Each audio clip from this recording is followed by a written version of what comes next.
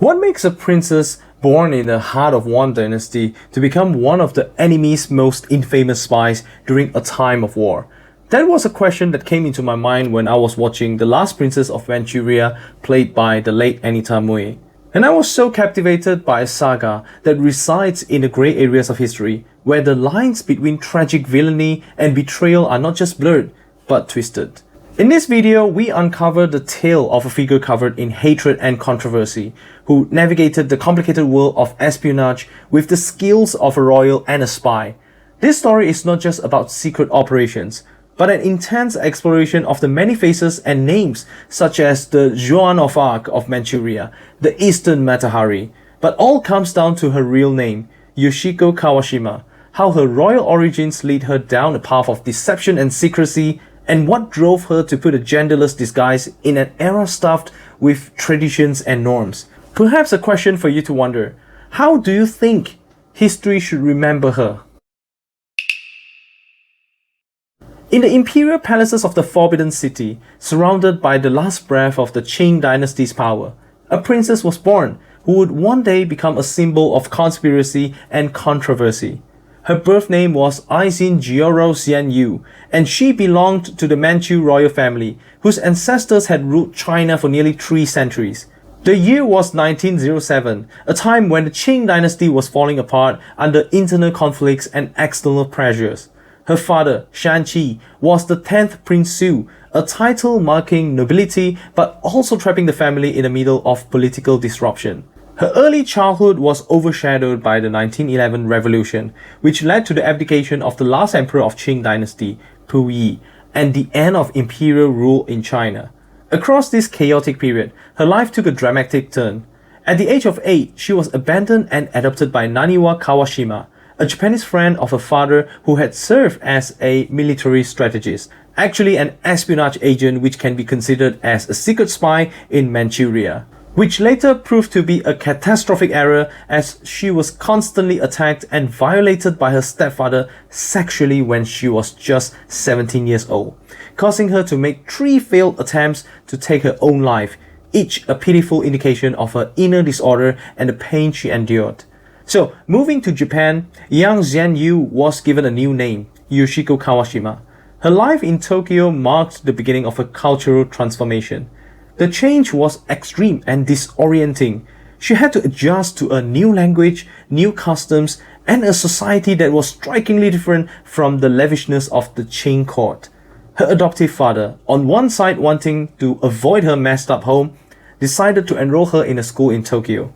She received education not just in academics, but also in military disciplines, including martial arts training such as judo and kendo.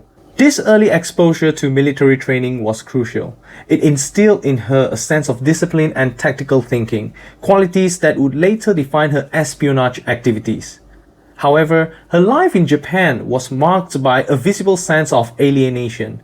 She often felt caught between her Manchu heritage and her adopted Japanese identity, neither fully accepted in both worlds. This dual identity crisis fueled her rebellious characteristics. She began experimenting with her persona, often dressing in men's clothing and taking on a more unisex appearance, challenging the gender norms of early 20th century Asia. As Yoshiko grew, her sense of displacement deepened. It was here that the seeds of her future as a spy was dispersed.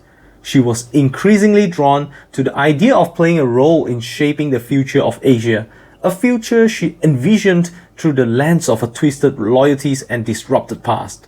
Her arranged marriage to Ganju Jiab in 1927, a Mongolian prince, was a continuation of these ambitions, weaving her personal fate more tightly with the geopolitical threats of Northeast Asia. This union was not just a matter of the heart, but a calculated move to strengthen ties and expand her influence across the region. However, the dual pressures of her covert espionage activities and the inherent challenges of navigating such a complex personal and political landscape gradually eroded their relationship. The very aspects of her life that made her a valuable spy, her adaptability, secret dealings, and the shifting faithfulness necessary for survival also made her personal life unstable. Ultimately, the marriage collapsed under these strains, highlighting the ongoing tension between her personal desires and the external roles she was compelled to play. This dissolution marked yet another chapter in her life where personal sacrifice was demanded by her larger strategic goals. After the divorce, Yoshiko left Mongolia and traveled across China, living a bohemian lifestyle for some years with numerous wealthy lovers made up of men and women. She later moved to the foreign concession in Shanghai, where she was approached by Ryukichi Tanaka, a Japanese intelligence officer. Tanaka worked for the Japanese Kwantung Army, known for its unwavering imperial ambitions, and played an important role in Japan's expansion policies in Asia. Both of them seemed to hit it off.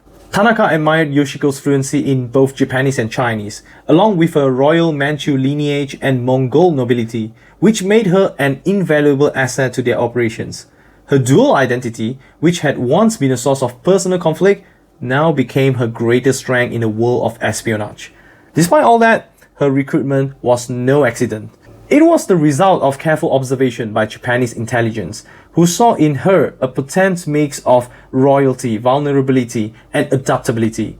The Kwantung Army approached her with an offer that promised not only power and influence, but also a chance to play a decisive role in shaping the future of Asia, a future where she could reclaim the status her family lost when the Qing dynasty fell. For Yoshiko, who had always fell out of place, this was a chance to carve out a new identity, one that was entirely under her control. Yoshiko's training in espionage taught her the art of stealth, the techniques of gathering intelligence, and the art of influence and manipulation. After Tanaka was recalled to Japan, Yoshiko continued to serve under the general Kenji Doihara. She volunteered herself to undertake missions in Manchuria. Her missions diverged widely, but always played on her unique ability to navigate between Japanese and Chinese circles with ease. She was involved in gathering critical information about Chinese troop movements and political alignments, which was crucial during the unstable years leading up to and during the Second Sino-Japanese War. One of her most significant roles was as a negotiator in the creation of the puppet state of Manchu.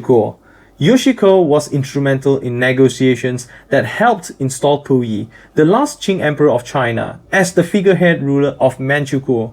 Her familiarity with Puyi from her royal childhood added a personal dimension to her professional role, making her important in persuading him to cooperate with Japanese authorities. After Puyi became the emperor of Manchu, Yoshiko continued to play various roles, including a symbol of propaganda for the Japanese Kwantung Army, military strategist in planning and strategizing various military operations that brought devastating impact to China, and many more. Yoshiko also accepted missions that involved more direct manipulation of political situations. She organized countless social events and gatherings. While externally looked innocent, they were hotbeds for espionage activities. At these events, she would extract information from key figures or affect influential personalities to support Japanese interests. Her charm and intelligence made her a dangerous spy, as she could seduce secrets from unsuspecting officials or convince them of made-up truths necessary for Japanese strategic interest. Yoshiko Kawashima was not merely a spy. She was a public figure whose every move was monitored and often overstated. Known for her striking unisex appearance, often dubbed strikingly attractive with a dominating personality, almost a film drama figure, half tomboy and half heroine, and with a passion for dressing up as a male. She challenged the traditional gender roles of the time boldly and openly. Yoshiko frequently dressed in men's clothing, which was not merely a personal preference, but a statement of her disobedience against societal norms.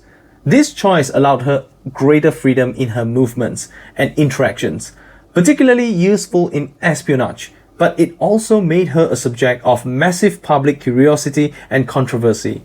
Yoshiko was also known to adopt male personas, even going by the name Jin Bi Hui at times, which helped her navigate social situations that would have been off limits to most women of her era.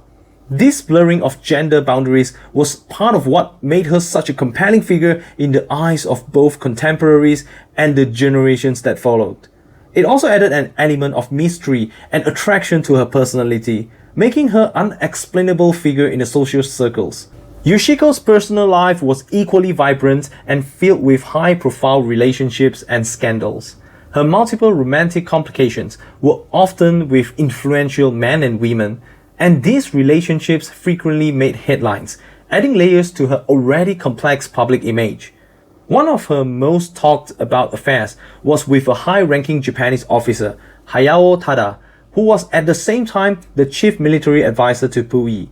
This not only fed the gossip, but also raised the suspicions about her motives and loyalty. The public's fascination with Yoshiko was a mixture of admiration, curiosity, and disapproval. This fascination was powered not only by her actions, but also by the media of the time, which often portrayed her as a mysterious figure, a woman who could manipulate power in ways that were both desired and feared. Her image was elaborated, sometimes celebrated as an open-minded figure breaking away from traditional chains, and at other times vilified as a traitor and a manipulator. As the Second World War was about to come to an end, Yoshiko Kawashima found herself increasingly isolated. Her patrons in the Japanese military were either defeated or in retreat, and her dual identity as both Chinese and Japanese became a dangerous liability.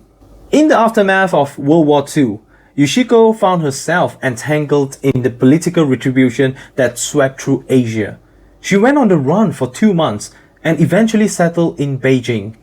However, the Chinese found her and captured her. After her arrest by the Chinese nationalist forces, Yoshiko was held in a high-security prison in Shanghai for 2.5 long years. Her days were marked by intense interrogation sessions, where she was pressured to disclose details about her spying networks and the Japanese military operations. During the trial, Yoshiko wore simple prison clothing, a sharp contrast to the glamorous and often masculine attire she had been known for. This image of Yoshiko, diminished yet still composed, was widely reported in the press and left a lasting impression on the public. Her defense argued that her actions were those of survival in an impossible situation between two homelands, but the court remained unaffected. Her statements during the trial were a mix of defiance and remorse, revealing her confused view of her own identity and actions.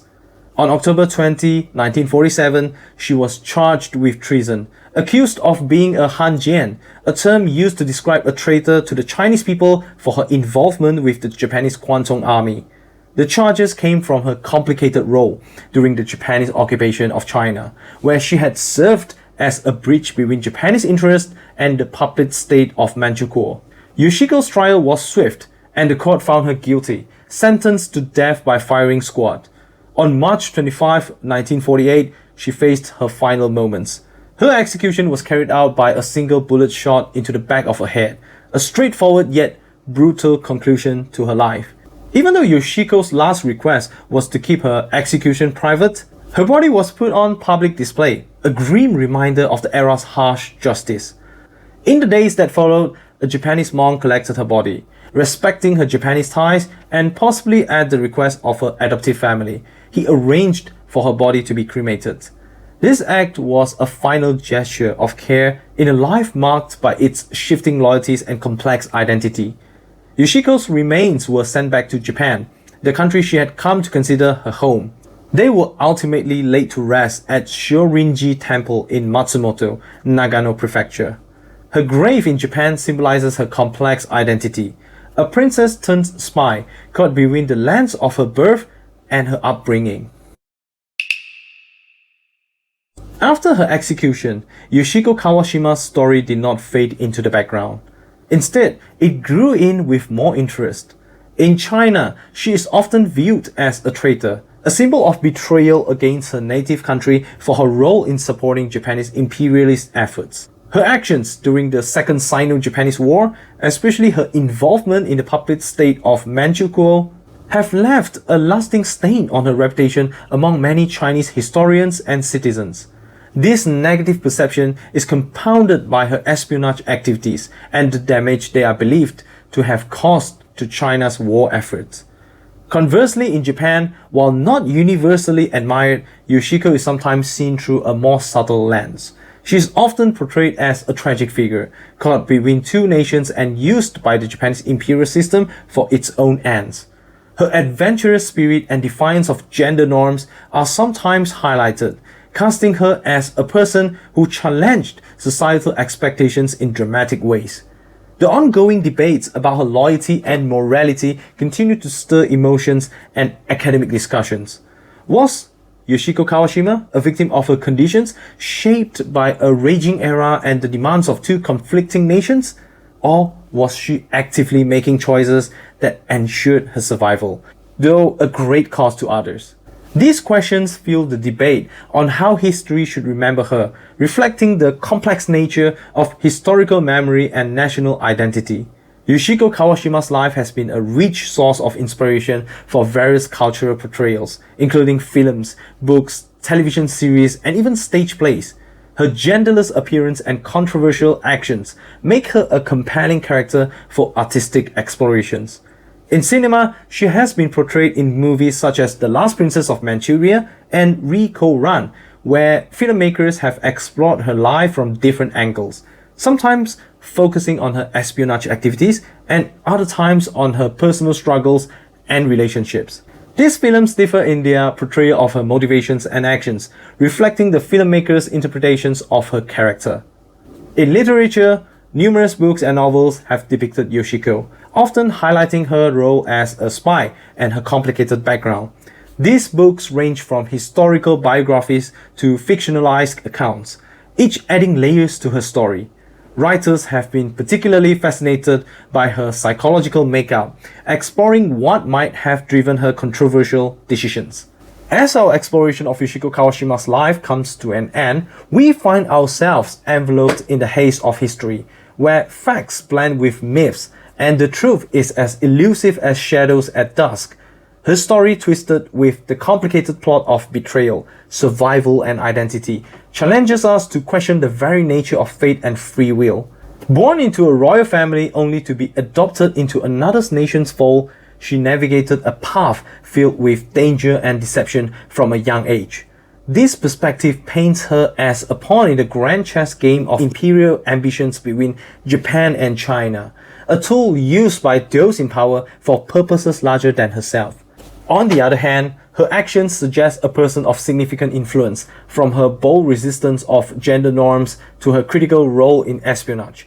She not only adapted to the roles imposed upon her, but also shaped them to her advantage, potentially altering the course of events in ways that few individuals could claim. So how do you think history should remember her? As we reflect on this enigmatic figure, consider the complicated layers that define her story.